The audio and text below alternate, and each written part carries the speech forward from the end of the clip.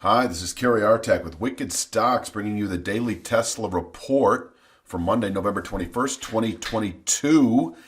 Before I jump into the charts, I just want to encourage you to please click like each and every time you watch the daily Tesla report or the daily Apple report. We put both out every single day on our Wicked Stocks YouTube channel, and liking them really does help us in terms of being found when people search for Tesla or Apple analysis. Also, subscribe to the Wicked Stocks YouTube channel if you haven't already. It will provide you notification each and every time new content has been uploaded for your viewing. And share the content, if you would, with friends and colleagues. We appreciate it a great deal. So let's jump into the charts. I'm going to do the big picture and work my way in as usual. In early October, we had a sell signal when we opened on a Monday, actually, and obviously settled the week itself below this rising two-thirds B line that was at the time projected off the May low. And that indicated at the time, I said 2 to 3 months. It was more like inside of a couple of months, this descending channel support. Presently this week, all week long at 170.11 to 178.22. This is an area that can contain selling through Q1, possibly into later next year. And above which I can show what the big picture possibility is, although it's a bit early to be anticipating the lower half of the 300 handle over the next, 3 to 5 months, 5 to 8 months into Q2, Q3 of 23, depending on the volatility and any buy signals we have sooner than later, so forth and so on. But holding above that 170.40 to 178.80 area, actually 170.40 to 178.80 on the daily chart. So we do this on a daily basis. It's a more fine-tuned approach, especially for you day traders. So the 170.40 to 178.80 range, wide range, able to absorb selling through December, through Q1, and above which this market remains stable now and can recover nicely as we move into Q1, Q2 of 23. I do have some minor points inside there. 176.55 was last Friday's low. That is the move low so far, following the all-time high from November of 21. And 172.94 is a 5/8 downside Fibonacci. Where are you? Here you are, 172.94. So this area, you just call it the 170s. It's almost pick your spot. But on the daily chart and for fine-tuning purposes, it really is 170.40 to 178.80. Just so you know, a wickedstocks.com membership delivers regular daily video analysis in the SPY and Triple Q, weekly video analysis in the S&P 500 index, the NASDAQ 100 index, and a U.S. Treasury ETF, and 2 individual stock pick videos every week. Check out our other content by clicking the link below.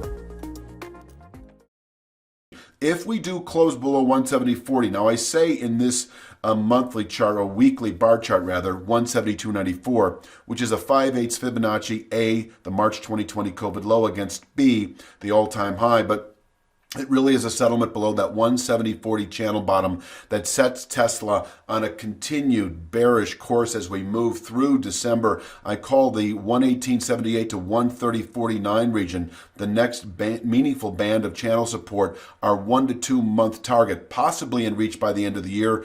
By the end of January at the latest, this descending channel structure then in reach. But really, of the two, it is it is this that is the much more significant because it basically, it includes the same angle as these highs coming down. If we violate this channel support, and I'll just say it, I have been saying it, but I personally wouldn't be surprised that 6 to 9 months later, we've unraveled all the way back to A, which is the COVID low of, I think, 28.36. I know that doesn't seem realistic, and it may not be, but that's technically what I would see. And there's a similar thing playing out in the Triple Q, by the way, the NASDAQ 100. Triple Q. I do Triple Q analysis, by the way, on a daily basis. This is the Triple Q. And there's another point I want to make with respect to Tesla, a prominent element within the Triple Q, within the NASDAQ 100.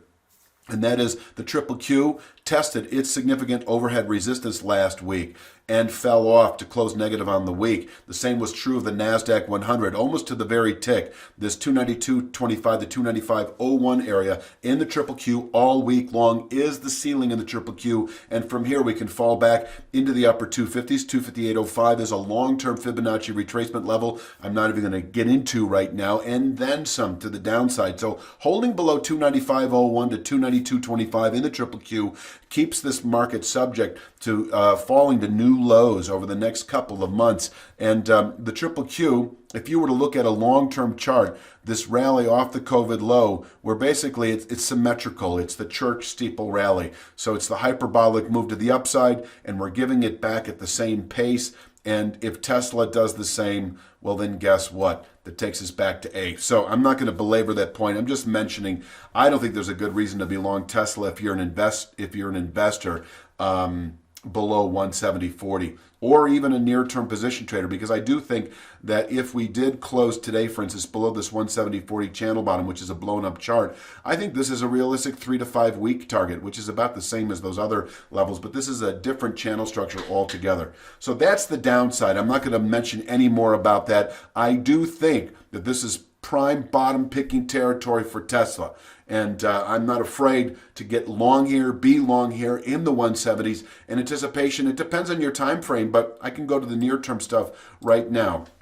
So I think over the next few days, 190, 155 is in reach. That's an upside 5/8 Fibonacci. Over the next 3 to 5 days, perhaps 200.49. And over the next couple, 2-3 weeks, 216.36. Couple to 3, 2 to 3, depends on how long we top out at 200.49, if we top out there at all, but I give it a 2-star resistance area. So for the day, working our way up, I've got 185.82 as our soft intraday pivot point.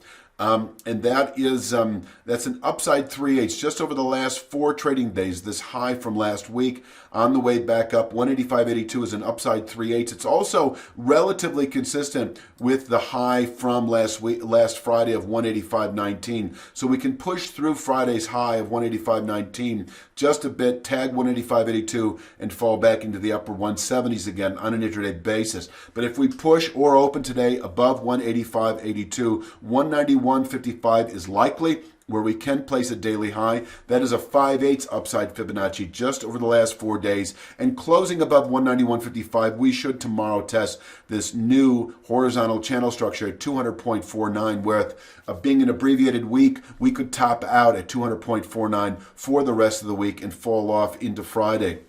A settlement above 200.49, the next 3 to 5 days expected to reach 216.36, where we could top out into later December. It would be a settlement after testing long-term support in the 170s. A settlement above 216.36 is an indication that, yes, we are turning the corner, and Tesla is prone and slated really to rally significantly as we move through the rest of the year and into early next.